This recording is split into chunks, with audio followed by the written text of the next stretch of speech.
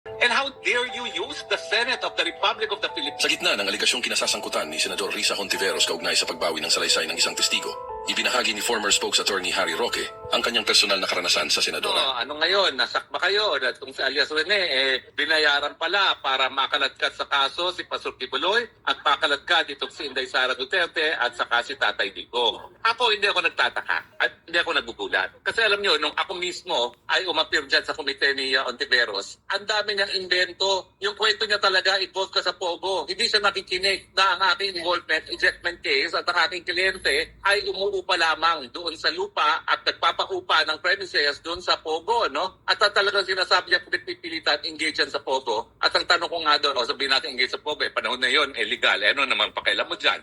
Legal naman yung mga panahon na yon. Ngayon lang naman nag-illegal yan itong taon na ito. Pero ang katotohanan po niyan, talaga nagpupumilit siya ng mga panahon na yon na ikaw involved sa Pogo, ikaw may masama kang ginawa. Wala naman siya mapakitang masama kang ginawa. At ang pruweba lang na sinasabi niya na ako involved sa Pogo ay sa papel na wala naman lumagda, isang papel naman na walang maamin kung sino gumawa na nagpapakita na ako illegal. Ulitin ko po, sabihin na natin totoo yan at hindi naman totoo yan. Wala pong masama para maging isang abogado ng kahit anong korporasyon. Dahil ang trabaho ng abogado ay siguraduhin nga ng mga kliyente nila ay sumusunod sa batas. Pero ito po, tignan nyo naman po, non-bailable din ang sinampa kay Pastor Kibuloy. Milyones ang ginastos para magtanim ebidensya laban ni Kibuloy. Hindi ko po alam kung gagawin nila yan sa akin din, ha? Pero sa piskalya po, wala silang napresentang kahit anong testigo na nagsabi na nag-recruit ako at pinagsamantalahan ang kanilang gawain. No? So hindi ko po alam kung magbabayad din itong si Hontiveros ng 500,000 para sa testigo para madawit din ako at sabihin na ako nag-recruit sa kanila. No? Pero nakakataas balahibo po, nakakadiri, nakakagalit na isang senador ng bayan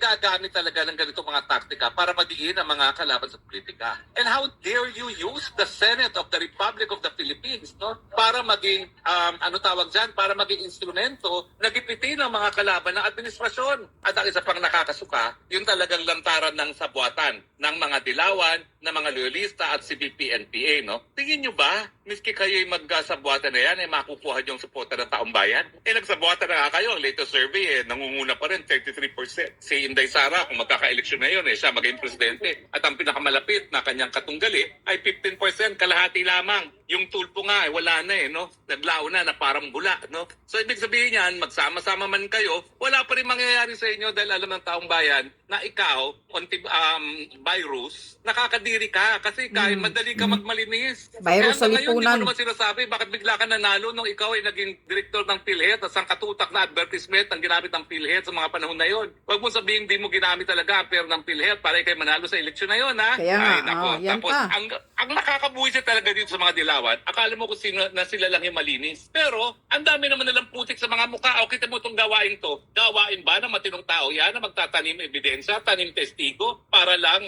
magipit ang isang tao na walang kasalanan? O, tapos akala mo kung sinong kami lang ang malinis sa bayan nito, kami lang ang dapat maglingkod. Hayaan na to turn off ang taong bayan sa inyo. Bakit pa sumikat si Tatay Digong? Kasi walang kaplastikan.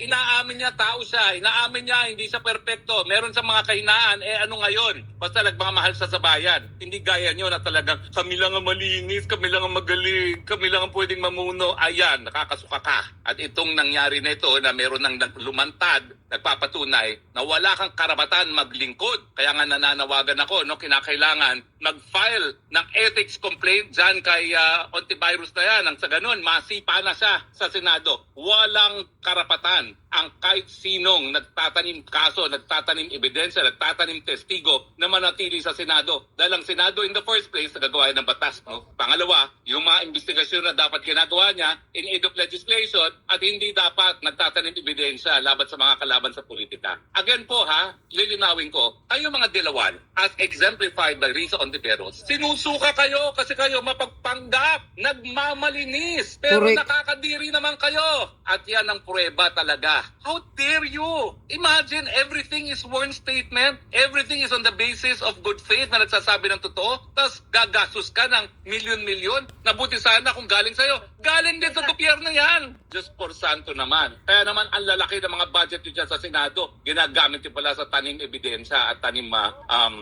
testigo. No? So yan po ang aking panawagan. Wag po tayong tumigil hanggang ma-expel sa Senado itong antivirus neto dahil ang Riza Tanas antivirus, yung mga nagtatanim ebidensya, mga nagbabayad to bear false testimony. Alam nyo ba, nasa Biblia yan, bawal. Diba? Isa yan sa kautusan. Do not bear false witness against your neighbors. Pero sila, pasanta-santa, pagudi-gudi, yung pala, ang iitim ng mga budhi. O, diba? Ay, ano ngayon masasabi nyo? Diba, nakakasuka naman talaga kayo? So, wag po tayong tumigil. Isigaw natin. Sipain. Palabas ng Senado yung antivirus na yan. Ang Riza Tanas, antivirus, walang lugar sa Senado. At kung siya ay nag-aambisyon para sa mas mataas na opisina, ay naku po, dream on. Dahil hindi na makakalimutan ng taong bayan ito na ikaw, binaboy mo ang proseso ng Senado.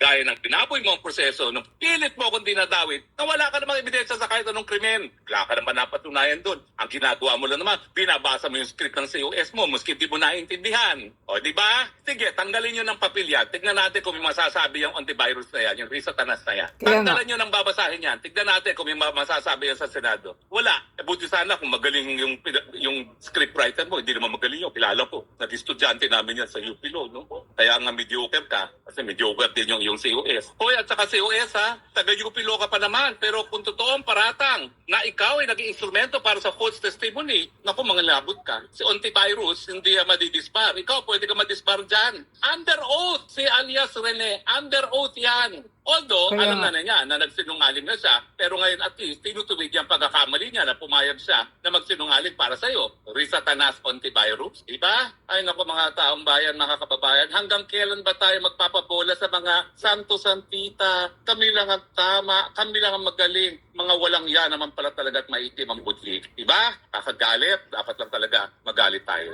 Anyway, masyadong mataas na pong hadad ko. Kaya titigil na ako ngayon. Medyo maikli tayo. Pero sapat na po na nawakwakan ko ang Riza Tanas antivirus. Kadiri ka talaga. Correct. Bye. Kadiri Huwag po ang tayong